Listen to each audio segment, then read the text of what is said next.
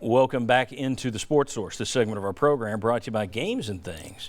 Today and tomorrow only. It is Games and Things 39th anniversary sale. It's their absolute biggest sale of the year. Everything in the store is on sale from 20 to 50% off. Think about that, 20 to 50% off everything.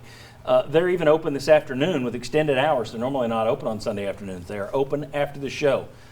If you've ever thought about theater seating, home theater seating, pool table, just if you've got a pool table and you need new cues, darts for your dartboard, it's all on sale. Games and Things. Get out there, see them today or tomorrow. All right, it's time for our quick slant segment. Before we get to it, I will mention that, as brought up by Sterling Hinton and Chuck Cavaleris, who have their phones open, Chad Morris out at Arkansas after 22 games. He's fired. He got one more game than Willie Taggart at Florida State. We now live in a world where coaches have less than 2 years to fix it. All right, let's get into our quick slants. We'll get back to that in a second. Will Overstreet, you got 45, 60 seconds to talk about anything you like. Anything I like? Well, what is Kentucky known for? And there are a couple of things. You got the Kentucky Derby. You've got things like bourbon, Maker's Mark, Woodford Reserve, and one other thing that all Tennessee fans should love, how to lose to Tennessee no matter what. And let me tell you, yesterday was a perfect example. When you have a game where you are running up and down the field, you can get 3 yards at will, and all of a sudden you say, hey, you know what's going to trick them? 4th and 3, we're going to throw a deep pass. Not the time, not the place. If you're sitting as a Kentucky fan this morning, you have to be wondering what the heck were your coaches thinking, because they lost you that game. They could have done the basics, and they would have won probably in that game. Just keep running the ball. But they had to get smart. And when you get smart, that means you do what all Kentucky fans know. You'll lose to Tennessee. All right. Josh Ward, where are you going?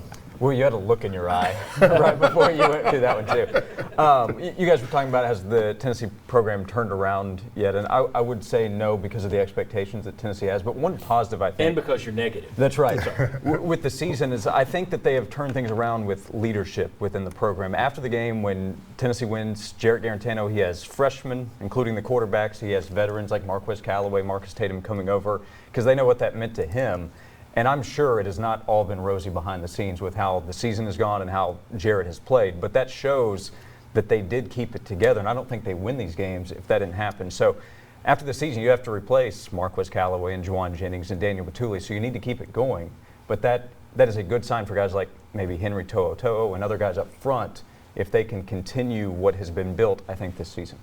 Very good. And the quarterback room has really been – those guys have supported each other together, all season. They have support off the field, on the field. It's been pretty impressive to watch. I mean, even when somebody gets hurt, the first one's off the field to help them back to the sideline, or their fellow quarterbacks. So, Mike Stoll, where are you going with this one? So, I want to just give Jarrett Guarantano some credit for, he's been brutally just abused in social media, and Tennessee fans jumping all over him, and sure enough, last night, fumble. Oh, Guarantano. Oh, he messed this up. Oh, it's his fault. It's his reason that they turned the ball over and Kentucky has a chance to win.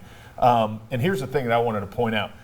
Chandler fumbled that ball as well. So you don't think in practice that, hey, guys, running backs, come here. See this? This is a cast on his hand. When he hands the ball off, you have to secure the ball better. You have to be more mindful of the handoff. It's not going to be the same. It's going to feel different. So emphasize that. So when the media, especially the announcers and everything, were the broadcasters jumping on him about, oh, that's his fault. Oh, the handoff's bad. Blah, blah, this. They were carrying on and pointing out, oh, it's that cast. No, that falls on the running back, too, because that ball hit him in the stomach or right at the stomach. He's got to get that ball. I'm stepping up for him. There you go. All right, very good. I'm going with a basketball topic today. And we can go ahead and put up a picture of Penny Hardaway. I'll assume people have seen that Memphis and Penny Hardaway are playing a freshman who the NCAA says will likely be ineligible. They said don't play him. They're playing him anyway. But I have figured out who Penny Hardaway is. I mean, he's a first-time college head coach. He already has the NCAA staring him down. Last year, he made some loudmouth and factually inaccurate claims about Rick Barnes, talked about his team and everything. He's predicting titles for his team.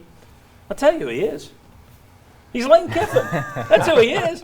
He's the basketball Lane Kiffin. Kiffin had the NCAA on his tail as a first-time coach. He made false, stupid statements about Urban Meyer and Steve Spurrier, talked a big game. Penny Hardaway is basketball's version of Lane Kiffin, and that is not someone I would want to be. Aside from the money. Money would be all right. But anyway, that's my take. I think Penny Hardaway is the new Lane Kiffin of basketball. When we come back, we mentioned Florida State and Arkansas firing their coaches. Well, should Tennessee's expectations be higher, like Florida State and Arkansas? We'll debate that. Come on back.